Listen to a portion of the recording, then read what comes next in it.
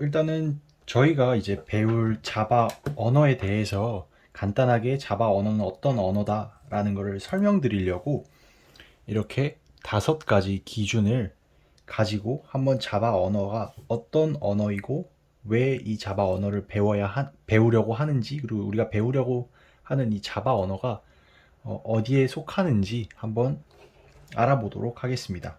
일단은 저수준과 고수준으로 나눌 수가 있습니다. 여기서 저수준, 고수준은 뭐 언어의 난이도나 언어의 수준을 이렇게 나누는 게 아니라 얼마나 기계와 가까운가를 이제 저수준과 고수준으로 나누게 됩니다. 여기서 저수준이란 기계랑 가까울수록 저수준에 해당되고, 기계와 가깝지 않고 사람이 좀 더 직관적으로 인지할 수 있는 수준의 언어를 고수준 언어라고 합니다. 그래서 자바는 고수준 언어에 속하게 되는데, 왜냐하면 문법 자체가 일단은 영어로 사람이 영어를 읽듯이 이렇게 문법을 이해할 수가 있고, 기계어에 바로 1대1로 매칭되는 게 아닌 사람이 고수준 언어의 자바 코드를 작성을 하고, 이 코드가 이제 컴파일러를 통해서 변환이 되고 최종적으로 기계어로 이제 변환이 되는 과정을 거치기 때문에 자바는 고수준 언어에 해당된다고 할 수 있겠습니다. 그래서 저수준 언어로는 대표적으로 C와 C++ 그리고 어셈블리어가 있고, 고수준 언어로는 자바, 파이썬, 뭐 C#, 자바스크립트 등의 굉장히 많은 언어가 있습니다. 그래서 자바는 고수준 언어이고, 고수준 언어는 좀 더 사람의 인간 친화적이고 직관적이다. 하지만 성능 면에서는 저수준 언어에 조금 못 미치는 성능을 가질 수밖에 없다. 왜냐?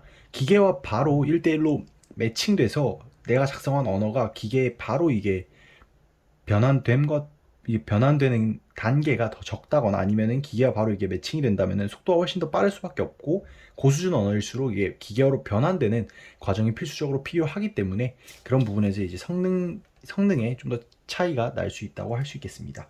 그리고 이제 컴파일 언어와 인터프리터 언어를 이렇게 비교할 수가 있는데, 여기서 이제 자바는 되게 특이하게 완전한 컴파일 언어도 아니고 또 완전한 인터프리터 언어도 아닌 그 중간에 위치한다고 할 수 있겠습니다. 그 중간이라고 하면은 일단은 자바는 컴파일 과정을 거치긴 합니다. 오프라인에서 이제 컴파일 과정을 거치긴 하는데, C와 C++이 이제 전통적인 컴파일 언어인데, C와 C++의 컴파일 언어 같은 경우에는, 컴파일 같은 경우에는 바로 기계어로 이제 변환이 돼서 결과적으로는 0101로 변환이 돼서 이제 exe 파일이라는 실행 파일을 통해서 해당 프로그램을 실행하게 됩니다. 그래서 컴파일을 한다라는 의미는, C와 C++ 언어에서의 컴파일을 한다는 의미는 0과 1로 코드를 변환한다라는 의미인데, 자바의 경우에는 컴파일을 하긴 하지만 0과 1로 변환되지는 않습니다. 중간 단계 언어라는 바이트 코드라는 특수한 언어로 변환이 되게 되는데, 이 바이트 코드는 JVM이라는 자바 버추얼 머신, 자바 가상 머신이라는 머신에서 이제 동작하게끔 만들어진 언어입니다. 그래서 저희가 예를 들어서 메인 함수가 있다고 치고, 이렇게 메인 함수가 있다고 치고, 그 다음에 여기에 시스템 아웃 점 프린트 ln 한 다음에 헬로 월드라는 문장이 있다고 칩시다. 그러면은 이렇게 우리 사람이 작성한 고수준의 자바 언어를 컴파일러를 통해서 바이트 코드로 먼저 변환을 하게 됩니다. 그리고 이 바이트 코드를 여기선 이제 컴파일러, 그리고 이 바이트 코드를 기계어로 변환을 시키면서 동시에 이제 실행까지 진행을 하는 게 이제 여기서 JVM이라는 자바 가상 머신, 자바 버추얼 머신이 되는 것입니다. 그래서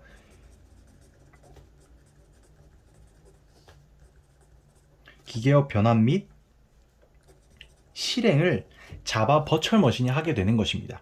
이렇게 되면은 왜 이렇게 2단계씩이나 거치지라면서 이제 의문을 가지실 수가 있는데, 이렇게 중간 단계 언어로, 즉 바이트 코드로 변환해서 JVM이라는 소프트웨어가 이제 프로그램이 한 번 더 이렇게 실행을 하는 프로그램을 실행 모델은 굉장히 많은 언어들에서 사용이 되고 있는데, 이렇게 하는 이유는 플랫폼에 종속적이지 않게, 즉 플랫폼에 독립적으로 크로스 플랫폼 형태로 이제 사용을 할 수 있기 때문입니다.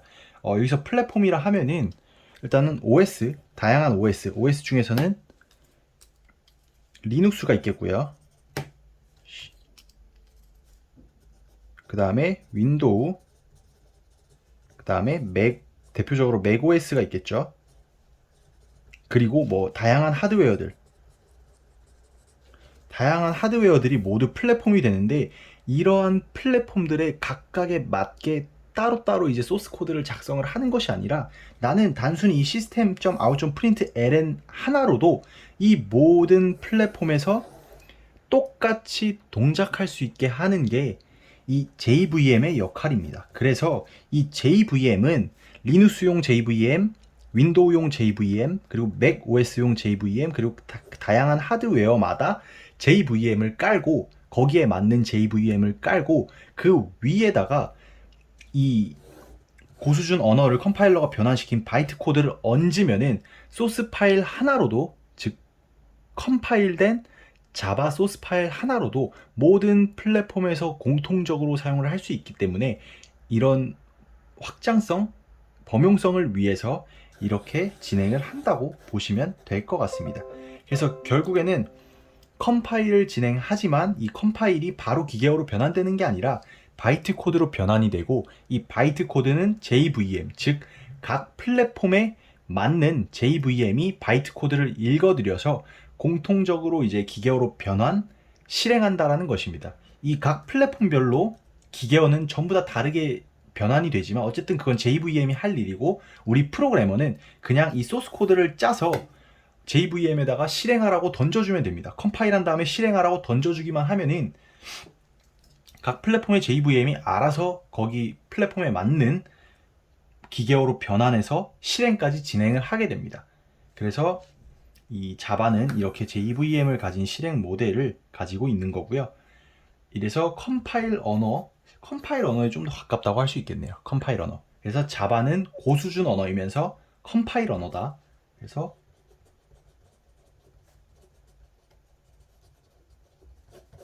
고수준 언어면서 컴파일 언어다. 그리고 이제 강한 타입과 약한 타입으로 또 나눌 수가 있습니다.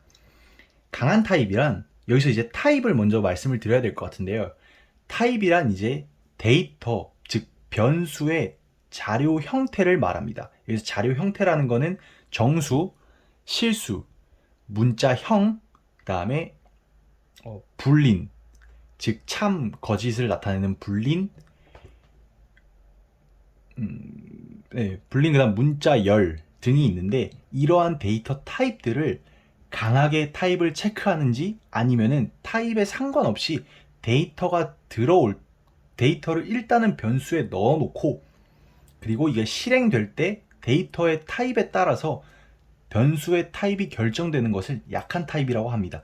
여기서 약한 타입은 조금 제쳐두고 강한 타입만 알아보겠습니다. 왜냐? 자바는 강한 타입의 언어이기 때문입니다. 자바 같은 경우에는 이건 조금 이제 다음 주에 이제 할 내용인데, 이번 주에 공부할 내용인데, 이제 변수라는 게 있고, 그 변수는 각각 자료형들을 지정을 할 수가 있습니다. 그래서 자료형들은 이제 정수형, 그 다음에 실수형, 그 다음에 문자형, 문자열, 그리고 이제 불린 타입으로 이렇게 네 가지 종류로 나뉠 수가 있고, 그 안에 이제 세부적인 내용인데 그건 이제 공부를 하셔야 되는 내용이기 때문에 지금 이제 말씀은 안 드리겠습니다.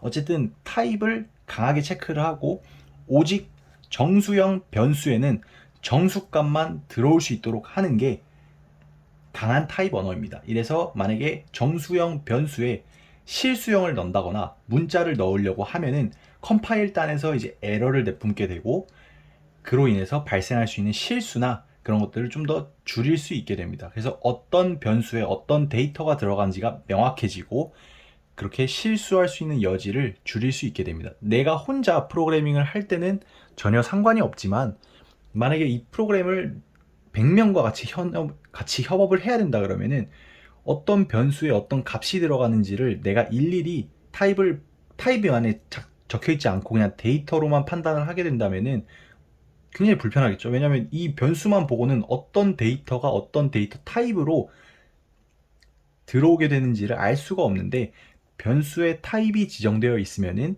내가 그걸 체크하지 않고 그냥 이런 값이 들어오는구나 라고 알고 그 변수를 사용할 수 있기 때문입니다. 그래서 자바는 고수준 언어이면서 컴파일 언어이고, 그리고 강한 타입, 즉 타입을 강하게 체크하는 강한 타입의 언어이다 라고 볼 수 있겠습니다.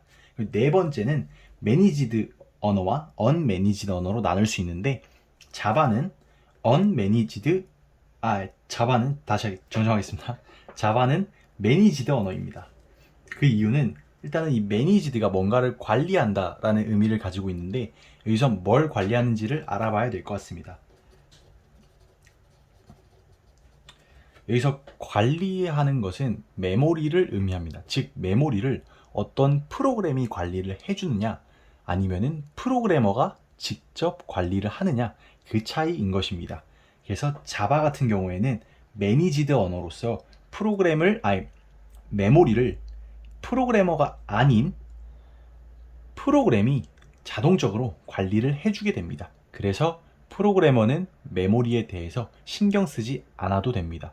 메모리를 내가 사용을 하고 그 메모리의 사용이 끝나면은 따로 반환하거나 해제하거나 할 필요 없이 그냥 그대로 두면은 프로그램이 와서 다 사용한 메모리를 수거해가는 그런 형태로 진행이 되게 됩니다. 이거에 대해서는 좀 더 깊은 얘기가 있지만 여기서는 너무 이제 깊게 들어가는 거는 조금 벗어나기 때문에, 일단은 자바는 자바에서의 메모리 관리는 프로그래머가 하지 않고 프로그램이 자동적으로 진행해 준다라는 것 정도만 알고 있으면 되실 것 같습니다. 그래서 매니지드 언어이며, 이제 마지막으로 프로그래밍 패러다임에 대해서 자바 언어를 나타낼 수가 있는데, 프로그램 패러다임에는 대표적으로 세 가지의 패러다임이 있다고 말씀드릴 수 있을 것 같습니다. 첫 번째는 절차적 프로그래밍, 두 번째는 OOP, 객체지향 프로그래밍, 세 번째는 함수형 프로그래밍, 이렇게 세 가지로 나눌 수 있는데, 결론부터 말씀드리면 자바는 OOP, 즉 객체지향 프로그래밍에 해당이 됩니다. 일단 절차 지향을 간단히 설명을 드리면 말 그대로 절차입니다. 그냥 위에서 아래로 한 줄 한 줄 한 줄 한 줄 한 줄 실행시키면서 한 줄 한 줄 한 줄 실행시키면서 이제 변수에 어떤 값을 넣고 그 계산 같은 건 이제 다른 곳에서 해오게 되는데, 그런 계산된 결과값을 계속 덮어가면서 실행 흐름을 만들어가는 게 이제 절차적으로 실행된다 해서 절차적 프로그래밍이고, 자바가 속한 OOP 프로그래밍은 객체 지향 프로그래밍 언어입니다. 그리고 여기서 중요한 것은 객체 지향이라는 건데, 객체를 지향한다 라고 해서 객체 지향이고, 결과적으로 가장 중요한 거는 객체입니다. 그래서 자바에서의 객체란 현실 세계의 물체와 굉장히 비슷하지만 유사하지만 현실 세계의 물체와 완전히 같은 것은 아닙니다. 단지 비슷하고 그 개념을 차용해 왔을 뿐입니다. 그래서 간단히 설명드리면은, 객체란 현실 세계에 일단은 이 펜 있지 않습니까? 이 펜도 현실 세계에선 하나의 물체이고 객체지향 세계에서 역시 객체가 될 수 있습니다. 이 펜이라는 객체가 될 수 있고, 이 펜은 상태와 기능을 가지게 됩니다. 그래서 상태와 기능을 가진 상태와 기능을 가진 물체가 프로그래밍 세계에서 객체로 표현이 되고, 이 객체들이 모여서 하나의 프로그램을 만드는 것을 객체 지향 프로그램이라고 합니다. 그래서 이거는 이제 저희가 객체 지향을 배울 때 좀 더 상세하게 설명을 드릴 것이기 때문에, 만약에 궁금하신 게 있다면 다톡방으로 올려주시고,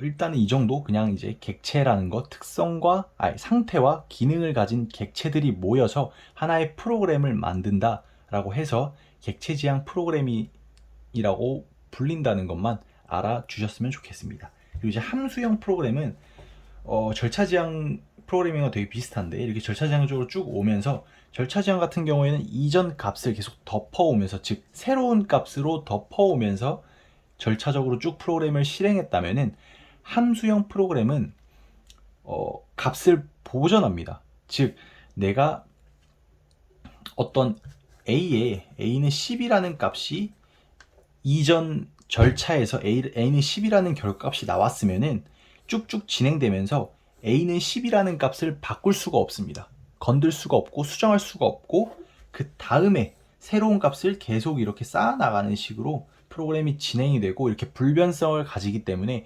멀티스레딩 프로그램 환경에서 요즘엔 이제 코어도 여러 개 돌리고 CPU도 여러 개 돌리기 때문에 동시에 이제 이런 데이터에 접근할 일이 많은데 이렇게 접근했을 때 데이터의 불변성을 보장을 해주기 때문에 데이터가 프로그래머가 원하는 대로 조금 이제 마음대로 바뀌지 않고 어떤 특정한 순간에만 이렇게 바뀔 수 있도록 프로그램 하는 게 좀 더 용이하기 때문에 이렇게 함수형 프로그램을 요즘에는 조금 많이 사용하고 있는 추세고 가장 많이 사용되는 부분이 이제 빅데이터 다룰 때 정말 병렬적으로 데이터를 처리해야 되는 빅데이터를 다루는 환경에서 이 함수형 언어가 많이 쓰이고 있습니다. 네, 대표적으로는 스칼라나 리스프 같은 언어가 있고 자바에도 이제 이런 함수형 언어를 지원하는 그런 뭐 람다나 스트림 같은 이제 그 기능들이 있습니다. 이것은 이제 저희가 이번 이제 기초에선 다루지는 않을 건데 자바에도 함수형 언어를 지원하는 기능들이 있지만 자바의 본질적 패러다임은 객체 지향이다 라고 알아주시면 될 것 같습니다. 네, 감사합니다.